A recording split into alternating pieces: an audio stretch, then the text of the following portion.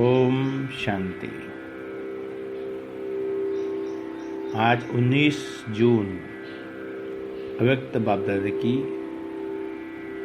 अव्यक्त मुरली सुनते हैं। उसके मुख्य सार युक्त बिंदु, कर्मातीत स्थिति की निशानियां। कर्मातीत अर्थात कर्म के किसी भी बंधन से स्पर्श से न्यारे। कर्मातीत अर्थात क्या? कर्म के किसी भी बंधन के स्पर्श से न्यारे। कोई भी कर्म किया, उसका कोई प्रभाव मन पर ना आए। कर्म का फल अर्थात जो रिजल्ट निकलती है उसका अभी टच ना हो। बिल्कुल ही न्यारापन अनुभव होता रहे, जैसे कि किसी और ने कराया और मैंने किया। किसी और ने कराया और मैं निमित्त बनी, लेकिन निमित्त बनने में भी न्यारापन। कर्म करते भी तन का भी हल्कापन, मन की स्थिति में भी हल्कापन। यह है कर्मातीत। जितना ही कार्य बढ़ता जाएगा उतना ही हल्कापन भी बढ़ता जाएगा। कर्म अपनी तरफ आकर्षित नहीं करेगा। मन, बुद्धि, संस्कार जो सूक्ष्म शक्तियां हैं, तीनों में हल्कापन अनुभव करेंगे। स्वतः ही सबके दिल से, मुख से यही निकलेगा कि जैसे बाप वैसे बच्चे न्यारे और प्यारे हैं। स्वतः ही सबके दिल से निकलेगा कि जैसे बाप वैसे बच्चे भी न्यारे हैं।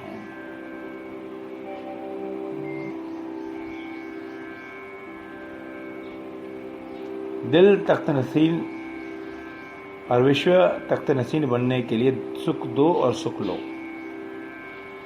ब्राह्मण आत्माएं अर्थात मालिक आत्माएं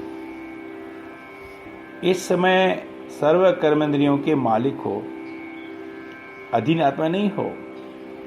अधिकारी अर्थात मालिक हो। कर्मेंद्रियों के वशीभूत नहीं हो, इसलिए 1200 मालिक हो। वह मेरा श्रेष्ठ भाग्य अर्थात श्रेष्ठ नसीब। खुश नसीब भी हो और सदा खुशी खुराक भी खाते खिलाते हो, साथ साथ सदा खुशी झूले में भी झूलते रहते हो। औरों को भी खुशी का महादान दे खुश नसीब बनाते हो। खुशी नहीं तो ब्राह्मण जीवन नहीं।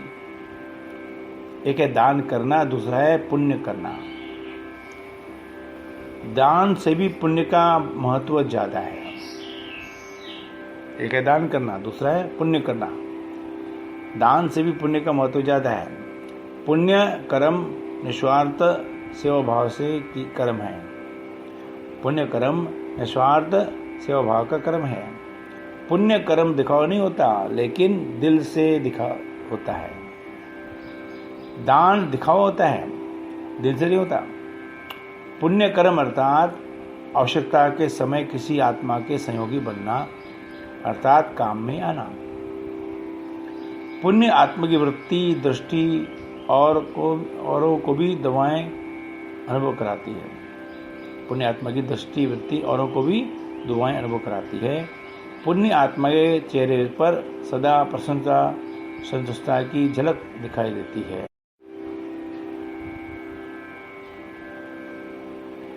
पुण्य आत्मा सदा प्राप्त हुए फल के कारण अभिमान और अपमान से परे रहती है, क्योंकि वह भरपूर बादशाह है भी सभी पुण्य आत्मा। लेकिन नंबर बार आप सभी एक स्लोगन बोलते भी हो और लिखकर लगाते भी हो, वह है सुख दो सुख लो, दुख न दो न दुख लो। यह स्लोगन पक्का है। न दुख दो न लो, तभी पुण्य आत्मा बनेंगे, तपस्वी बनेंगे। तपस्वी अर्थात परिवर्तन। तो उनके दुख को भी आप सुख के रूप में स्वीकार करो, परिवर्तन करो, तब कहेंगे तपस्वी। ग्लानि को भी प्रसन्नता समझो, तब कहेंगे पुण्य आत्मा। जगदम्बा माँ ने सदैव सभी बच्चों को यही पाठ पढ़ाया कि गाली देने वाले व दुख देने वाली आत्मा को भी अपने रहम दिल स्वरूप से, रहम के दृष्टि से देखो, ज्ञानी की दृष्टि से नहीं देखो।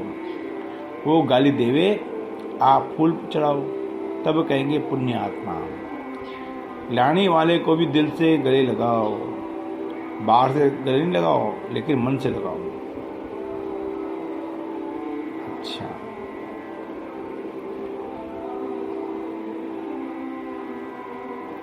अच्छे संकल्प रूपी बीज द्वारा, वरदान है, अच्छे संकल्प रूपी बीज द्वारा अच्छा फल प्राप्त करने वाले सिद्धि स्वरूप आत्मा भवा। स्लोगन क्या है?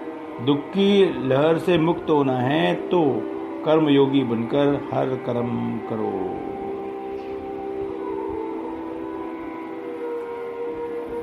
अच्छा, ओम शांति।